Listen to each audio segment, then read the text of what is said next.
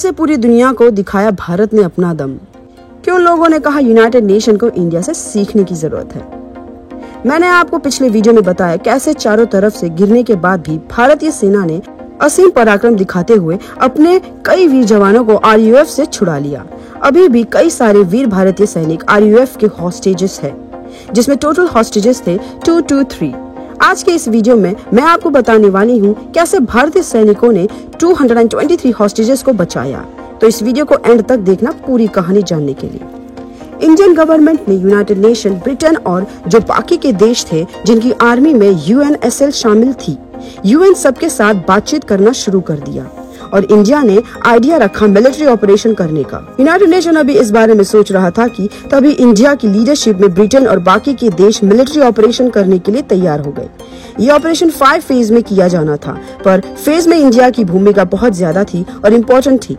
इस ऑपरेशन के बाद इंडियन आर्मी और इंडियन एयरफोर्स दुनिया को अपनी स्ट्रैटेजी प्लानिंग का लोहा मानने वाली थी, लेकिन इस ऑपरेशन को सक्सेसफुली करने में बहुत सारी प्रॉब्लम्स थी, जैसे सायरा लियोनी की ज्योग्राफी, हॉस्टेजेस कैंप की डिटेल्स। ये सारी इंटेलिजेंट करने के बाद दिया गया इंडिया की सेकेंड पैरा फोर्स को। हालात इतने खराब थे कि पैरा फोर्सेस के पास सायरा लियोनी का ज्योग्राफिकल मैप भी नहीं था, इसलिए सेकेंड पैरा फोर्स के कमांडर टूरिस्ट मैप और बेसिक इंस्ट्रूमेंट जैसे सैटेलाइट फोन के साथ गेटअप चेंज करके आरयूएफ के कैंप में एंटर हो गए और उन्होंने इंटेलिजेंट गैदर करना स्टार्ट कर दिया। सेकेंड पैरा फोर्स के कमांडर 24/7 सैटेलाइट फोन से इनबैट 1 से कंडक्टेड थे और सारी इंटेलिजेंस दे रहे थे। इंडिया की सेकेंड पैरा फोर्स के द्वारा कलेक्ट की गई इस इंटेलिजेंस के दम पर ही यह मिशन सक्सेसफुल होने वाला था।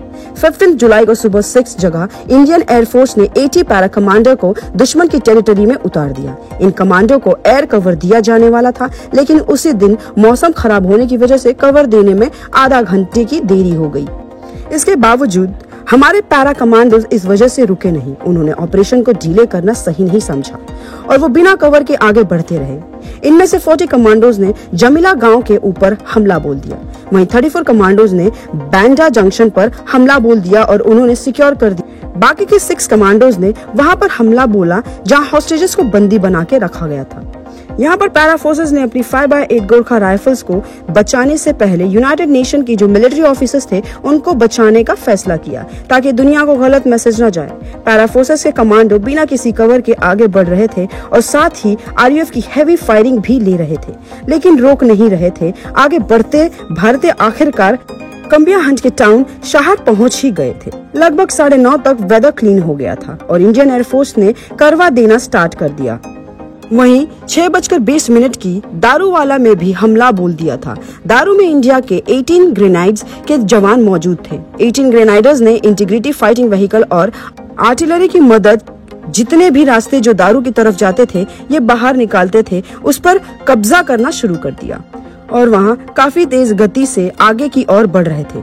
लेकिन सुबह 8:30 को दारूवाला में इंडियन फोर्सेस को आरएएफ की हेवी फायरिंग का सामना करना पड़ा, लेकिन इंडियन फोर्सेस ने एनिमीज को न्यूट्रलाइज जल्दी कर दिया और आगे बढ़ते रहे।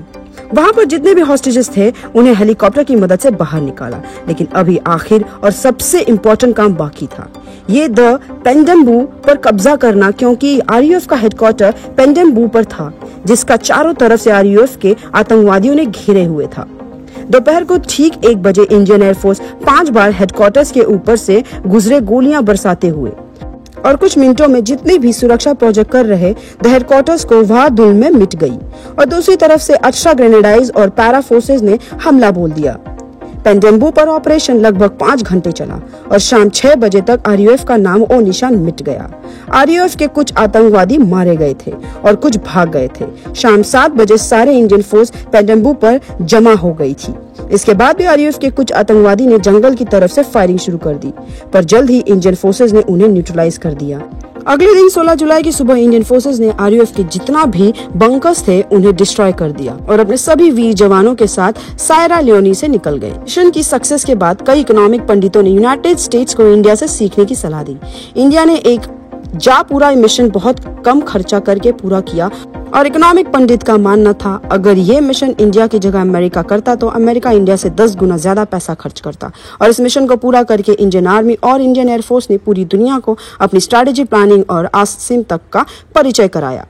तो यही थी पूरी रियल स्टोरी ऑपरेशन कुर्की की। ये स्टोरी जानकर Indian army and Indian forces पर प्राउड फील कर रहे हो तो इस वीडियो को लाइक जरूर करना और कमेंट बॉक्स में ये स्टोरी जानकर कैसा लगा नीचे कमेंट्स में जरूर बताना। अगर शाहरुख खान इस टॉपिक पर मूवी बनाते हैं तो ये एक लाइफ टाइम एक्सपीरियंस होगा ऑडियंस के लिए।